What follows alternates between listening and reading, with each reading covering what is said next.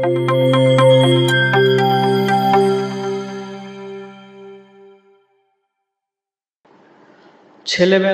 হারানো দিনগুলা মনে পড়লে যেন সময়টা মিষ্টি করে ভরে যায়। তখন দিনগুলো ছিল লম্বা, চিন্তাগুলো ছোট।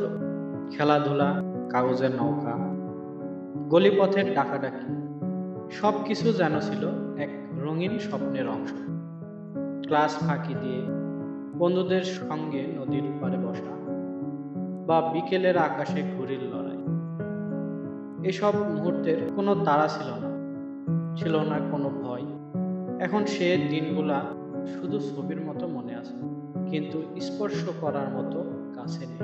জীবনের ভিড়ে হারিয়ে গেছে, তবু হৃদয়ের গোপন ঘরে তারা আজও বেঁচে আছে।